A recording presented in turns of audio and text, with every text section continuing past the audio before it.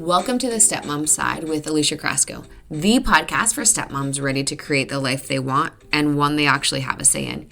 Here we talk all things stepmom life and just a little bit more. Leave the superficial conversations at the door and get ready for perspective shifts and actionable advice to help you on your way to creating the life you want, one step at a time. Welcome back to the Stepmom Side podcast, where we speak the truth, say that little quiet part out loud, and help you feel way less alone in the chaos of step family life. I'm Alicia, your stepmom coach and host, and I'm here to remind you that comparing yourself to the ex doesn't make you crazy. It makes you human. I would be hard-pressed to find a stepmom that has said she's never compared herself to the ex. But just so you know, it might also be robbing you of joy, and girl, we need to fix that. So let's chat about it. So let's do like a little bit of uncomfortable honesty first. Have you ever been scrolling through social media and saw a post from your partner's ex? Maybe it was her with the kids, or her talking about how grateful she is for co-parenting, and you felt your stomach drop. Suddenly you're not just comparing houses, you're comparing personalities, parenting styles, careers, hairlines, bodies, holiday decor, and whether or not she uses cloth napkins. Like, seriously? But the worst part is that you hate that you're doing it, but you can't stop. Have you ever been there? Because I've absolutely been there. So today, let's unpack what's really going on when you compare yourself to the kids as mom, and why it's totally normal and also totally toxic, and how to break this cycle before it eats you alive. So, why comparison is such a beast in the step-family life? Let's get into that first. But here's what no one tells you before you marry into a family that already existed without you. You're stepping into a story that has already been written. There are memories, traditions, pictures still in the fridge, been there, and references you don't get, inside jokes you don't get. It's like showing up to a group chat 3 years late and everyone expects you to just get it.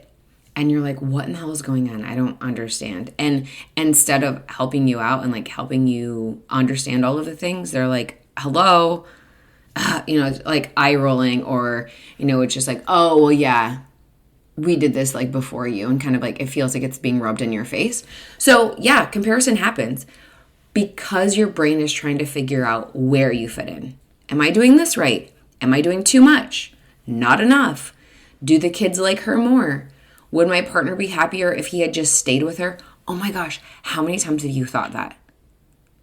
I've absolutely thought that. Or like, what if I just wasn't in the picture and they just got back together and like had their perfect little happy life? You've been there, right? Please tell me that you've been there. But yeah, your brain can be rude like that. So let's move into the root of it all, which is safety and identity. So the psychology of it, let's get into that for a second. Comparison is your brain's way of trying to assess safety and belonging. It's like an emotional measuring stick, if you will. Where do I stand in this dynamic? Am I winning? Am I losing? Newsflash, you're not winning or losing. I say this pretty much every single time I have a coaching call. There is no winning, there is no losing. She's not winning, you're not winning. There's no winning, no losing. Am I enough?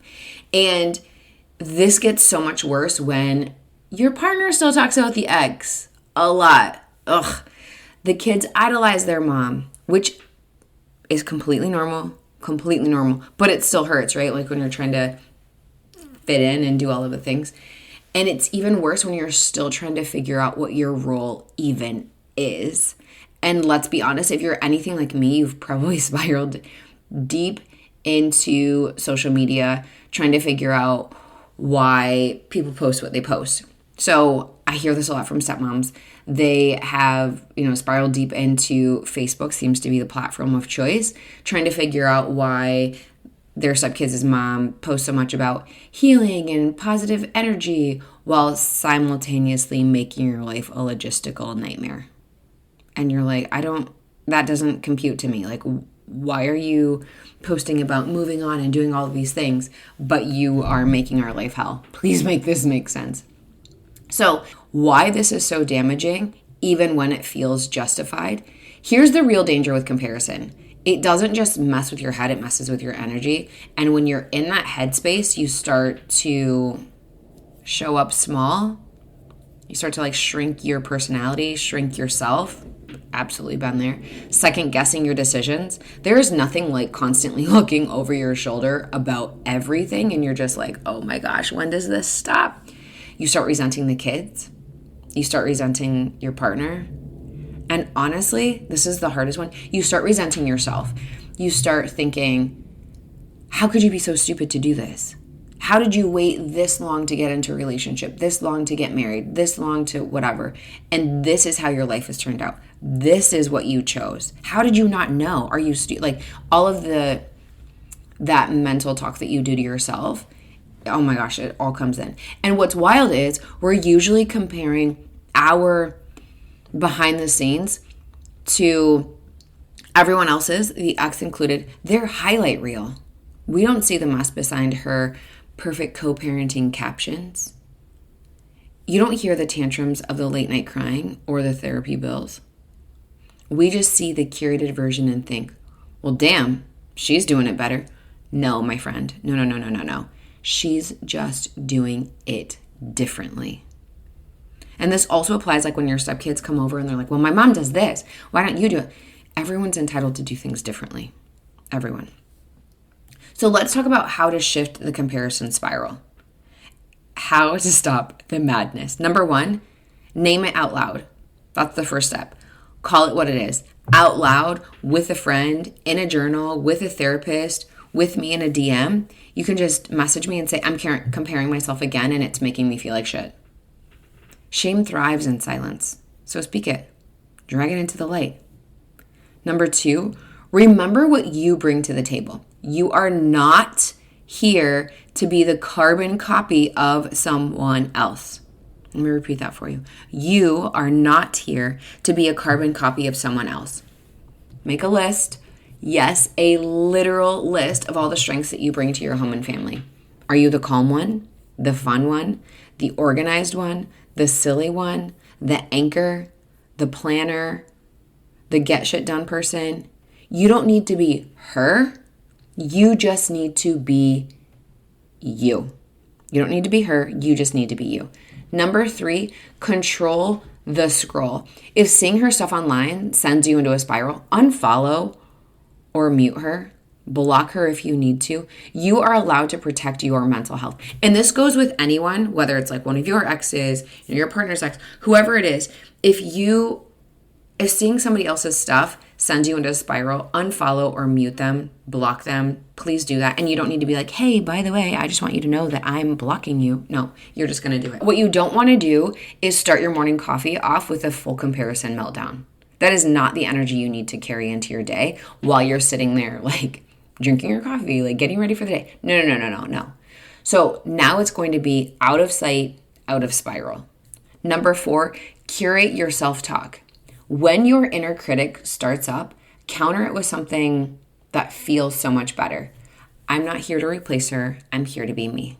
We have different roles, and that's okay. I am enough. I bring value. I belong here. Things like that. It sounds really cheesy. I know it does. And every time I say this to somebody on a coaching call, they're like, yeah, whatever, Alicia. I can see their eyes rolling without them actually rolling. I can hear it in their voices. But it sounds so cheesy, and I totally thought that too, until it works. So here's how I'm going to recap how to stop the comparison. One, you're going to name it out loud. Number two, you're going to remember what you bring to the table. Number three, you're going to control the scroll. Unfollow, mute, block. Those are your friends. Number four, curate your self-talk. Talk to yourself like you would talk to somebody else that is asking you for advice about the exact same thing. Just a little story for you. Do you want to know when my comparison game was at its peak? I'm going to give you a second to guess or think about it. It was actually when I moved into this house. When I moved into the house that they shared together. That's when it felt like it was at it's big. And I even said to my husband, I feel like I'm living in a shrine to your previous life, marriage, relationship. Like we just swapped out the woman there. Like I hated it. There were not necessarily like pictures of them all over the walls. Like the house has been sanitized, so to speak, in that sense, but different like paintings or like decor, furniture, silverware, plates, like all of the things. And it just felt like I was like squatting in someone else's marriage. Like that sounds so weird, but you get it. Like if you know, you know. And I felt like for months, years, like I just couldn't measure up. But the shift came when I stopped trying to erase her presence and start focusing on building our new life. So let me just like unpack that for you for a second, right? Because you're like, oh, what I want to do is erase her from this house.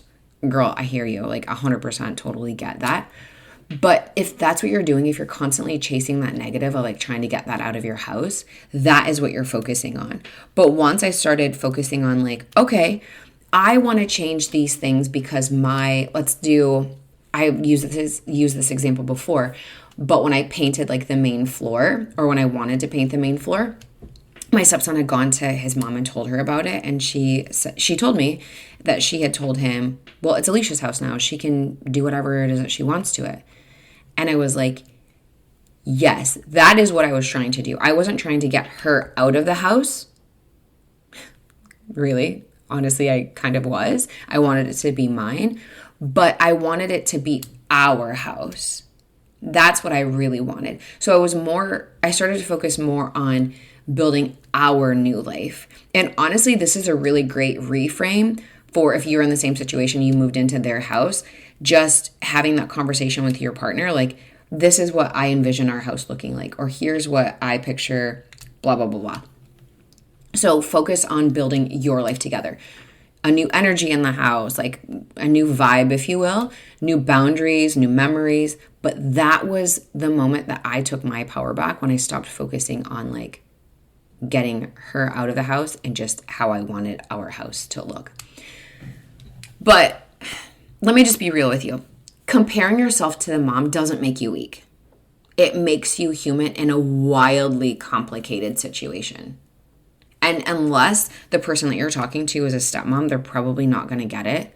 And here's what I want to tell you. You don't have to stay in that spiral. So if this episode hits home and you're like, oh my gosh, you see me, come join us inside the Stepmom Side community. We talk about this kind of stuff all the time, and you will realize fast you are not alone. But if you're like, okay, wait, that's great, that sounds great, but I actually need way more help than that, and I don't really feel comfortable telling other people, totally fine. You can get personalized support to work through this mindset or those mindset spirals and step into your role with confidence by getting coaching. Like, come help me out. I'll put all the links for like the Stepmom Side community and coaching in the show notes. But if you know another stepmom who's in the comparison loop and is suffering in silence, send her this episode.